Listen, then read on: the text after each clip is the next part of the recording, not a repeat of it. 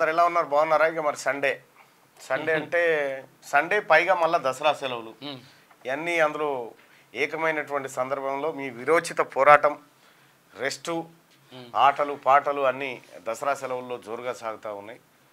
So ఇది చాలామంది ప్రజలు కూడా పల్లెటూర్ల పొంటి ఊర్ల పొంటి పోయినటువంటి పరిస్థితి కనిపిస్తూ ఉంది.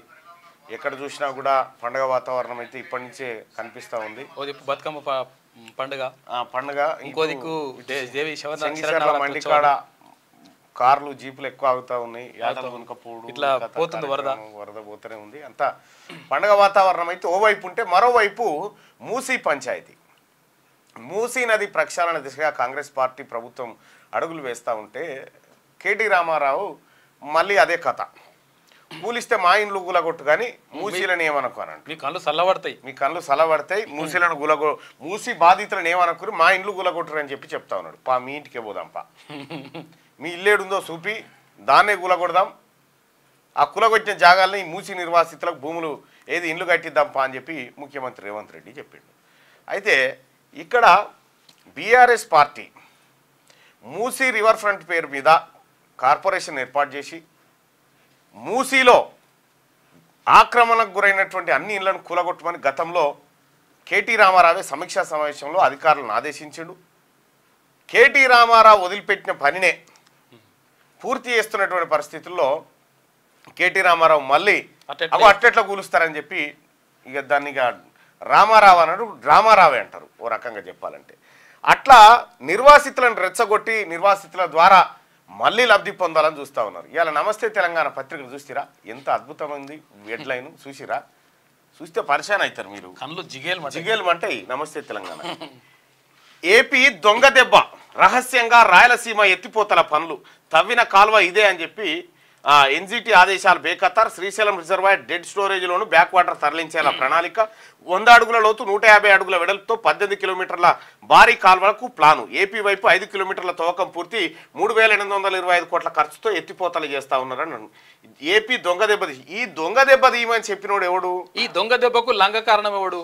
ఇంకా విషయం ఏంటంటే అప్పటి ముఖ్యమంత్రి గౌరవ కల్వకుంట్ల చంద్రశేఖరరావు గారు నగరికి పోయిండు, తిరుపతి పోయి నగరి రోజమ్మ ఇంటికి పోయిండు. ఇంటికి పోయి చేపల కూర తిని ఈ రాయలసీమను రతనాల సీమ చేస్తా, ఈ నీళ్లు పట్టుకొచ్చి మీ కాళ్ళు కడుగుతా అని చెప్పిండు. అట్లా ఇదే పోతిరెడ్డిపాడు దగ్గర నుంచి డెడ్ స్టోరేజ్ నుంచి ఎత్తుకపోతున్నారు అని వెలుగు దినపత్రిక ఇవాళ భారతీయ జనతా పార్టీలో ఉన్న సంగప్ప గారు స్పెషల్ రిపోర్ట్ చేసి ఈ నీళ్ళు ఎత్తుకపోయే కార్యక్రమంలో ఉన్నారని చెప్పి ప్రత్యేకంగా కేసీఆర్ ముఖ్యమంత్రిగా ఉన్నటువంటి హయాంలోనే అనేక కథనాలను బయటికి తీసుకొచ్చింది. ఏపీ దొంగ దెబ్బ తీయడానికి అంకురార్పణ చేసినటువంటి మనిషే కల్వకుంట్ల చంద్రశేఖరరావు గారు. ఆయన కరపత్రంలో ఏపీ దొంగ దెబ్బ తీస్తున్నదని చెప్పి మళ్ళా ప్రజల్ని రెచ్చగొట్టేటువంటి కార్యక్రమాలు ఓవైపు అయ్యా. కృష్ణా జలాల పంపకం గురించి రర్రి అని చెప్పేసి అక్కడ చెప్తే మేము రాము. కృష్ణా జలాల్లో మీ వాటా ఎంత అంటే మాది 290 టీఎంసీల కథం సంతకం పెట్టొచ్చుండు.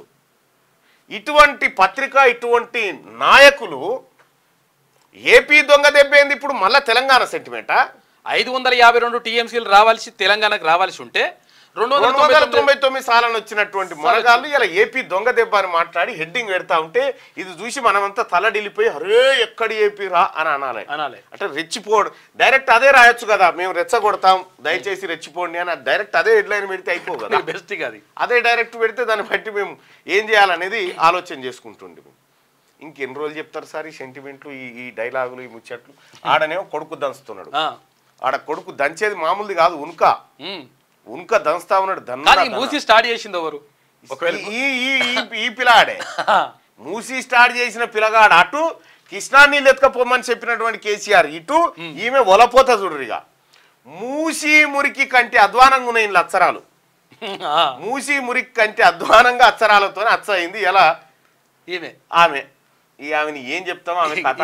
ఇక ఈమెకు ఇక ఆమె హెడ్లైన్స్ ఇంకేమేమి ఉన్నాయి లోపలికి పోయి చూద్దాం. కానీ ఇంకొకటి ఇదే ఏమంటారు, మాట్లాడితే పేరు తీసుకుంటా కూలగొడతా అంటున్నావు, నీ ఇష్టం, మాకు అభ్యంతరం లేదు. కానీ దయచేసి నేను ఒక విజ్ఞప్తి ముఖ్యమంత్రి గారికి చేశాను. రేవంత్ రెడ్డి నీ కళ్ళు చల్లబడతాయి అనుకుంటే మా దగ్గర ఉన్న బిల్డింగ్లకు వాటికో వీటికో కులగొట్టిన కన్నా నువ్వు శాంతిస్తావు అనుకుంటే బరాబర్ కులగొట్టు. కానీ ఆడికి బంద్ చేయి, ఆడికి కులగొట్టుడు బంద్ చేయి, పేదోళ్ళ కడుపుల కొట్టుడు బంద్ చేయి. మా ఇల్లు కులగొడితే నీ కడుపు చల్లబడుతుంది అనుకుంటే మా కులగొట్టు, ఆడికి ఆపి. పేదవాళ్ళకి మాత్రం కులగొట్టుడు. ఈయన మీటింగ్ పెట్టి చెప్పింది ఏది? ఈయననే మీటింగ్ పెట్టి నిర్దాక్షిణ్యంగా గులగొట్టరని చెప్పిండు. అమ్మా అప్పుడో మాట ఇప్పుడో మాట ఇన్ని రకాల మాటలు చెప్పి మరి ఎవరిని కన్ఫ్యూజ్ చేయదలు.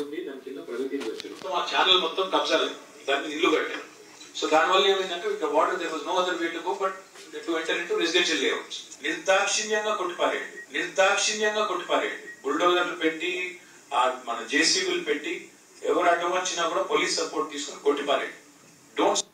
చూసిరా, ఎవరు అడ్డం వచ్చినా కొట్టిపారేరి, కూల్చేరి బుల్డోజర్లు పెట్టి పోలీసులను పెట్టారని కేటీ రామారావు మీటింగ్ లో చెప్పిన మాట. ఆయన ఎవడు కడతాడు అక్కడ ఇల్లు? దిక్కు లేకపోతే యాడికెళ్ళో బతుకు తెరువు కోసం వచ్చినాడు రేకో 2 రేకులు వేసుకొని ఆడ బతికే ప్రయత్నం చేస్తాడు. వాళ్ళని తీసుకెళ్లి రోడ్డు మీద పడేస్తారు. ఈసారి ఫిలింఫేర్ అవార్డు పంపురి. ఇంత నటన ఏమంతోటి అవుతుంది? ఫిలింఫేర్ కాకపోతే ఇంకేమైనా పెద్దది ఉంటే కూడా దానికి పంపురి. ఇంత నటన ఇంత యాక్టింగ్ ఎవ్వరితోటి కాదు. అయ్యో మరి పాత వీడియోలు ఉంటాయి, పబ్లిక్ ఏమనుకుంటారో అనేది లేదుగా. ఆస్కార్ కాకుండా భూస్కార్ అని పెట్టాలి ఒకటి. ఏం చెప్తారు చెప్పురి? ఈయన మంత్రిగా ఉన్నప్పుడేమో అవన్నీ నిర్దాక్షిణ్యంగా గులగొట్టురి, బుల్డోజర్లు పెట్టిరి, పోలీసు వాళ్ళని దించురని చెప్పిండు. ఇప్పుడేమంటుడు? మంత్రి పదవి పోయిన తర్వాత అగో అట్లా కూరుస్తారు ఆ పేదోలే అంటుడు. ఏమన్నట్టు? నమస్తే తెలంగాణ పత్రికలో వచ్చినటువంటి వార్తను చూస్తే ఇక అది నవ్వాలనో ఎడ.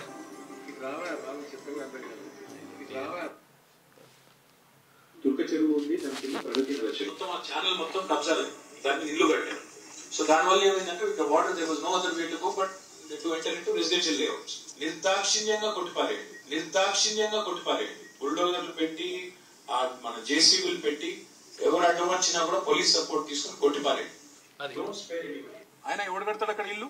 దిక్కు లేకపోతే. ఇక ఇంత పెద్ద యాక్టర్స్ ను మనం ఎక్కడ చూడం.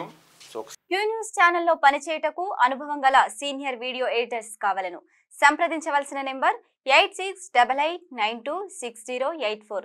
qnewsads@gmail.com ను సంప్రదించండి. లైక్ చేయండి.